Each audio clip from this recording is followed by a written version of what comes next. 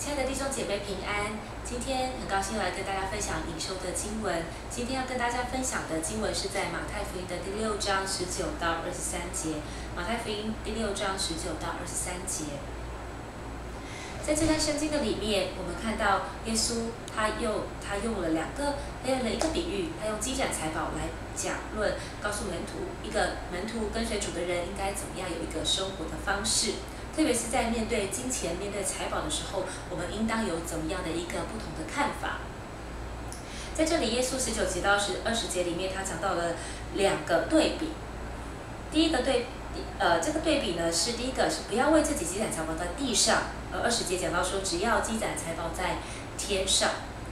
在这里20节里面，其实也有一个为自己是没有翻译出来的，也就是说，耶稣他并不反对我们为自己积攒财宝。不反对我们为自己积攒财宝，但是耶稣他提醒的门徒是什么呢？你要积攒财宝在哪里？这边两个对比，一个地点是在天上，一个地点在地上。这两个最大的差别是什么呢？地上积攒财宝在地上，地上有虫子咬，会朽坏，也有贼挖过来偷；而天上没有虫子咬，不能够朽坏，也没有贼。在地上，弟兄姐妹，我想问一下，我们大家有没有存款？有一些金钱的规划？我想都是有的。但是在地上会有一个风险，不管再怎么样好的财务规划，不管再怎么样缜密的一个金钱的理财的一个计划，但是很多的时候往往不敌大环境的一些的摧残或是一些的影响。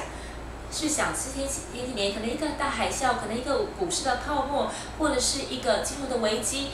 等等之类的，可能就让我们毕生的积蓄，或是一个房地产的增值，以至于说我们的钱好像越来越少。所以耶稣他在这里提醒我们说，其实神不反对我们积财宝，可是神在乎我们积财宝在哪里？他期待我们积财宝在天上。为什么？因为天上没有虫子咬，不能够朽坏。天上是谁的国度？天上是神的国度。神他是最好的管理者，他也是最好的保护者。当我们把我们的金钱放在神的手中的时候，这个比所有的金融的机构，比所有的一些的金钱的制度、理财的制度更要令人放心，不是吗？因为上帝爱我们每一个人，上帝岂不也保护我们的财宝，保护我们所看重的事不受毁坏吗？所以在这里，第一个，耶稣提醒门徒说，你要思想，你要留意，到底我们积攒财宝在哪里？在地上呢，还是在天上？所以，亲爱的弟兄姐妹，如果你很聪明的话，我们人都会为自己，对吗？如果你够有智慧、够聪明的话，你要思想，那要存在哪里是最有价值的呢？要存在哪里是最有保障的呢？而第二个，我要跟大家分享的是，那什么叫做积在天上的财宝？难道天国有银行吗？我要怎么样在天国开一个账户呢？那我怎么样把我的金钱存进去呢？那么我们就要思想，到底所谓的财宝，神眼中的财宝是什么？亲爱的弟兄姐妹，其实耶稣最看重的，神最看重的是每一个人的灵魂。所有的财宝不灭的，唯一一个就是人的灵魂。所以也就是说，耶稣他盼望我们的金钱或是我们的所在乎的事，是不是跟人的灵魂有关系？因为如果它是不能够朽坏的，如果它是唯一一个能够长存的，那我们就要思想，我们所投资的是不是跟这个灵魂有关系？是不是跟人的灵魂有关系？只要跟人的灵魂有关系的，神就算它是财宝。所以弟兄姐妹，我要鼓励大家的是，我们生活的里面，你可以有很多的选择。你有一笔的金钱，你有一笔的财务，神要我们好好的做经营规划的金钱规划的管理。但是问题是我们常常的以我们自己想要的，或是世上一般人所想要的，可能就是房子啊、车子啊这些东西，不是不好，可是我们却常常把赢得人的灵魂，或是把投资在得人灵魂的事情上面，我们把它放在最后一个，那很可惜，因为我们在天上财宝就少了。所以弟兄姐妹，神其实在这里，他要透过我们的财宝怎么样去使用，教导我们怎么样去调整我们的优先顺序，让我们的财宝不止在今生我能够有最好的运用，在永生也能够有最好的价值。而在21节这边，耶稣他也讲到说，为什么耶稣他要这边这么绝对的讲不要还有只要呢？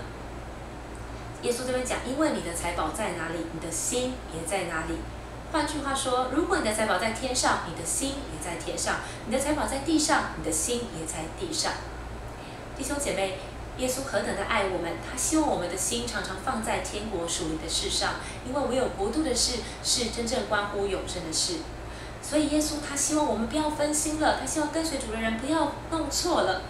今天一旦跟随主，我们的国度就不是只有在现在我们所看见的，而是在永恒的里面。所以耶稣他其实要我们去调整我们使用金钱的管理金钱的优先顺序。事实上，神要他最后要调整的是什么？是我们的心是不是在乎属灵的事？因为只有在乎属灵的事，才会让我们的生命能够有一个最好的预备，还有一个最好的安排，还有一个最好的管理。而这个是跟我们永生的生命有关系的。所以弟兄姐妹，所以其实耶稣他看起来好像是一个命令，要我们不要这样，只要那样子。但其实是里面是上帝的爱，他期待我们每一个人的生命能够有最有效的一个使用，跟永恒的价值有关系。那我们要怎么样能够明白这件事呢？我们过去我们不知道，我们就像世人一样去管理我们的金钱。那现在我们信主了，我们怎么样能够有智慧去做好金钱的管家呢？在22到23节里面，耶稣在这里说到，眼睛就是天上的灯，眼睛若亮亮，全身就光明。你是想，如果你把眼睛闭起来，你是不是什么都看不到了？可在这里讲的眼睛，讲的是属灵的灵觉，属灵的慧觉。我们里面都有一个属灵的 sensor， 那个 sensor 是让我们能够对属灵的事敏锐，对属灵的事有感觉。所以耶稣在这里说，我们怎么样能够有一个这样生活方式的转换？除非我们的属灵的慧觉、那属灵的感觉被打开了。当我们属灵的感觉被打开的时候，我们的全身，就是我们所有的生活的一切，我们都晓得我们当如何来使用，当如何来预备，当如何来规划。所以换句话说，如果我们的眼睛若昏花，如果我们心里面的灵觉如果是暗的，如果是昏花的，哇，那怎么办？全身就黑暗。就是说，我们就搞不清楚优先顺序是什么，我们就不晓得我们该如何行，我们就像世人一样，吃吃喝喝就过了一生了。所以弟兄姐妹，在这里我们要怎么样让我们的眼睛，让我们属灵的灵觉能够不断的嘹亮呢？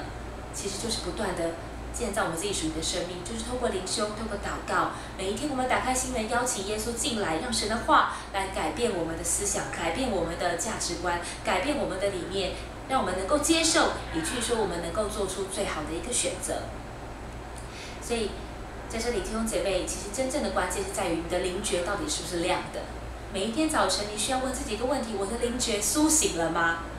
所以鼓励大家，如果你今天还没有祷告接待耶稣，如果你今天还没有来到神里好好的亲近神的话，鼓励你现在花一点点时间，3分钟、5分钟，让你的灵觉是嘹亮的，以至于说，当你每一天的里面，你都能够好好的去思想你的生活，你的生命该如何来使用，该如何规划，让你每一天都能够有价值，累积财宝在天上。